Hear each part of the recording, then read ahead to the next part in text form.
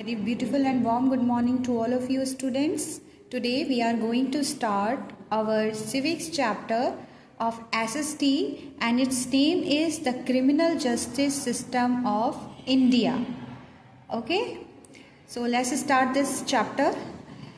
To create the deep understanding towards this chapter, we need to know about these 5 points, and these points are learning objectives. Okay, these 5 points are learning objectives. So let's start with that. Our first point is to understand the meaning and need of a fair trial.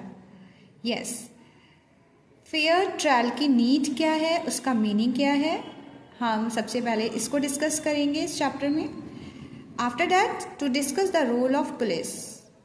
Police का role क्या है, crime से रिलेटेड, criminal से रिलेटेड या justice provide कराने से रिलेटेड. Okay, next third point is to study the role of public prosecutor. हम जानेंगे पब्लिक प्रोसिक्यूटर क्या होता है, उसका रोल क्या होता है, ठीक है, और कैसे वो क्राइम एंड क्रिमिनल जस्टिस से इंगेज होता है. And last point is to learn the role and significance of a जज. हम ये भी लर्न करेंगे यहाँ कि जज का रोल क्या होता है क्रिमिनल जस्टिस में, criminal justice system of India में जज का क्या इम्पोर्टेंस है, उसका क्या सिग्निफिकेंस है. ओके, सो ये ऑल 5 पॉइंट्स हम इस पूरे चैप्टर में कवर अप करने वाले हैं. सो फर्स्ट हम स्टार्ट करते हैं अपने चैप्टर की हेडिंग से, जिसका जो हेडिंग है हमारी the criminal justice system of India. तो वन बाय वन हम जानेंगे कुछ वर्ड्स जो बहुत इम्पॉर्टेंट हैं और जिनके बारे में या उनका मीनिंग क्या होता है ये हमें जानना बहुत ही नेसेसरी है. ओके, बहुत इम्पॉर्टेंट है ये जानना. तो सबसे पहले हम ये वर्ड लेते हैं criminal. What do you understand by that word criminal? So criminal is a person connected with crime. तो क्रिमिनल एक ऐसा पर्सन होता है, एक ऐसा इंडिविजुअल होता है जो क्राइम से कनेक्ट होता है. ठीक है, उसे हम क्या बोलेंगे, क्रिमिनल. तो आई होप आपको समझ आ गया होगा कि क्रिमिनल का मीनिंग क्या है. क्रिमिनल एक ऐसा पर्सन है जो कनेक्टेड होता है क्राइम से. नेक्स्ट हमारा जो वर्ड है, हमारे जो टाइटल है, हमारे जो सब्जेक्ट, हमारा जो चैप्टर का नाम है उसी से ही लिया गया है और वो है justice. So what is the meaning of justice? Yes, so justice का मीनिंग है the fair treatment of people.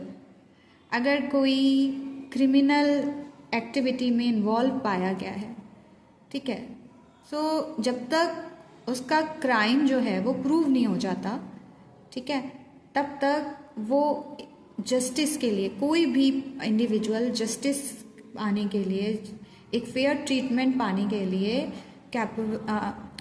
उसको फेयर ट्रीटमेंट मिलना चाहिए. ठीक है, तो जस्टिस मीन्स क्या हो गया, the fair treatment of people.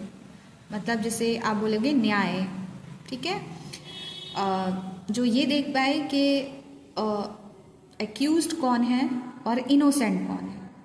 ठीक है, नेक्स्ट वर्ड है हमारा trial. What is the meaning of that word trial? Trial is the process. Okay, trial एक प्रोसेस है जो कोर्ट में होती है. हाँ, जहाँ जज जो होता है वो जितने भी एविडेंस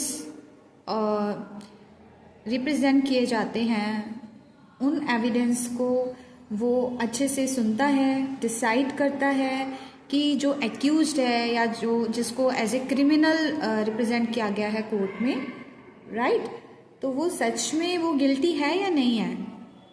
ठीक है, तो ये डिसाइड करता है क्या, ट्रायल.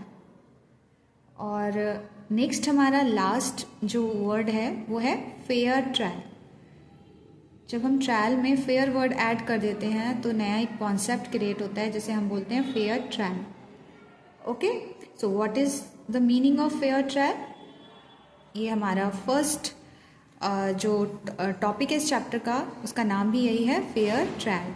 तो फेयर ट्रायल क्या है, पहले हम शॉर्ट में समझ लेते हैं, फिर हम इसकी डीप अंडरस्टैंडिंग स्टार्ट करेंगे. यस, सो फेयर ट्रायल क्या है? That is a legal proceeding that is conducted fairly, justify with procedural regularity by impartial जज। तो वन बाय वन समझते हैं। ये एक सिस्टमैटिक प्रोसेस होती है जो फेयरली की जाती है, ठीक है। उसमें किसी तरह का करप्शन या मिसअंडरस्टैंडिंग नहीं होनी चाहिए, और प्रोसीजर के थ्रू होती है, रेगुलराइज होती है, और इम्पार्शियल जज जो दोनों जो पक्ष हैं उनको बहुत ध्यान से अंडरस्टैंड करे, सुने, सारे एविडेंस को अच्छे से एग्जामाइन करे, ठीक है। तो ये जो एक पूरा प्रोसीजर होता है इसको हम बोलते हैं fair trial. I hope student आपको ये जो कुछ इम्पॉर्टेंट वर्ड्स हैं जिनसे हम इस पूरे कॉन्सेप्ट को समझने वाले हैं वो आपको समझ आ गए होंगे। So let's start with the topic fair trial. So पहले हम रिकॉल कर लेते हैं, अभी हमने ट्रायल के बारे में डिस्कस किया था। तो according to the book, a trial refers to the systematic procedure followed to establish the guilt of a person, and a fair trial means a trial that is conducted fairly। तो trial क्या है? एक systematic procedure है, जैसे अभी हमने discuss किया था कि फेयर ट्रायल ट्रायल क्या है? एक सिस्टमैटिक प्रोसीजर है, ओके। और ये प्रोसीजर किस पर किया जाता है? एक ऐसे पर्सन को जिसको गिल्टी माना गया है, अभी प्रूव नहीं है बट गिल्टी माना गया है। अब फेयर ट्रायल क्या है? फेयर ट्रायल का मतलब क्या है? एक ऐसा trial that is conducted Fairlie, जिसको फेयरली मतलब निष्पक्षता के साथ कंडक्ट कराया जाए, ठीक है, जस्टिसली कंडक्ट कराया जाए, एक पूरी प्रोसेस हो, स्टेप बाय स्टेप प्रोसीजरल हो, रेगुलरिटी के थ्रू हो, बाय एन इम्पार्शियल जज, एक इम्पार्शियल जज जो दोनों पक्षों की बात से माना गया है।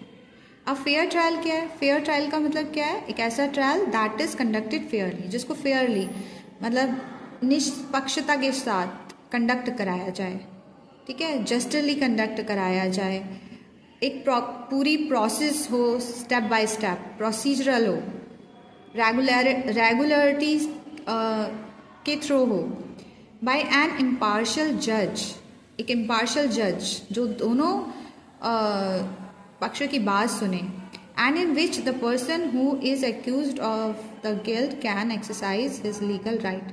और एक ऐसा जिसको एक्यूज माना गया है, जिसको क्रिमिनल अभी माना गया है, ठीक है, किसी गिल्ट के लिए, वो अपने लीगल राइट्स का यूज़ कर सके, ठीक है। लीगल राइट्स क्या होते हैं? लीगल राइट्स मीन्स कॉन्स्टिट्यूशन जो है वो हमें गारंटी देता है, वो हमें राइट देता है हर सिटीजन को, ठीक है, कि उसे फेयर ट्रायल का मौका दिया जाए, चाहे वो किसी भी क्लास से रिलेट करता हो, कास्ट से रिलेट करता हो, जेंडर से रिलेट करता हो, ठीक है, किसी भी रिलीजन का हो, किसी भी आइडियोलॉजी का हो। और ये जो गारंटी देता है ना हमें, इन लीगल राइट्स की जो गारंटी देता है कॉन्स्टिट्यूशन, ये हमें कौन से आर्टिकल के थ्रू देता है? आर्टिकल 21 के थ्रू देता है, okay. The criminal justice system that includes the police, the public prosecutor and the judges plays a very crucial role in ensuring this। Criminal justice system जो इंडिया का है उसमें पुलिस इंक्लूड होती है, public prosecutor होता है, जजेस होते हैं, और ये सभी characters, okay, police, public prosecutor और जजेस, ये प्ले करते हैं बहुत ही इंपॉर्टेंट रोल, क्रूशियल रोल, ठीक है, इंश्योर करने में। किस चीज़ को इंश्योर करने में? कि जब फेयर ट्रायल हो रहा है, ये प्रोसीजर हो रहा है, ये प्रोसेस हो रही है, तो जो एक्यूज्ड है, क्रिमिनल है, उसने रियलिटी में कोई क्राइम किया है या नहीं किया है। सो इस सब को जो डिसाइड करता है वो फेयर ट्रायल करता है। इस फेयर ट्रायल में, इस पूरे प्रोसीजर में, ये पूरा प्रोसीजर क्रिमिनल जस्टिस सिस्टम के अंडर आता है, और क्रिमिनल जस्टिस सिस्टम में पुलिस, पब्लिक प्रोसिक्यूटर, जजेस, ये सभी बहुत ही इम्पॉर्टेंट रोल प्ले करते हैं ये डिसाइड करने में कि जो पर्सन है वो सच में गिल्टी है या नहीं है। और कॉन्स्टिट्यूशन हमें ये राइट देता है कि जो हमारे लीगल राइट्स हैं हम उनको यूज़ कर सकें। कोई भी गिल्टी पर्सन है, कोई भी एक्यूज्ड है, ठीक है, उसे हम उसे हमारा कॉन्स्टिट्यूशन ये राइट देता है कि वो अपने लीगल राइट्स को यूज़ कर सके, ठीक है। एक फेयर ट्रायल का हकदार होता है वो, और बिना किसी भेदभाव के, बिना किसी डिस्क्रिमिनेशन के, वो किसी भी क्लास का हो, कास्ट का हो, जेंडर का हो, रिलीजन का हो, किसी भी आइडियोलॉजी का हो, ठीक है। और ये जो हमें लीगल राइट्स मिलते हैं फेयर ट्रायल के अंडर में जो आते हैं, वो हमें देता है हमारा कॉन्स्टिट्यूशन का आर्टिकल 21, ये राइट हमें देता है। ओके, आई होप आपको आज का कॉन्सेप्ट अच्छे से समझ आ गया होगा। फेयर ट्रायल क्या है, ट्रायल क्या है, हमारा जो आज का चैप्टर है उसकी जो हेडिंग है the criminal justice system of India, इसमें क्रिमिनल और जस्टिस क्या होता है ये भी आपको अच्छे से समझ आ गया होगा। Okay class, so next class में जो कि हमारी लाइव क्लास होगी, ठीक है, हम आगे के कॉन्सेप्ट को कवर अप करेंगे। Good day class.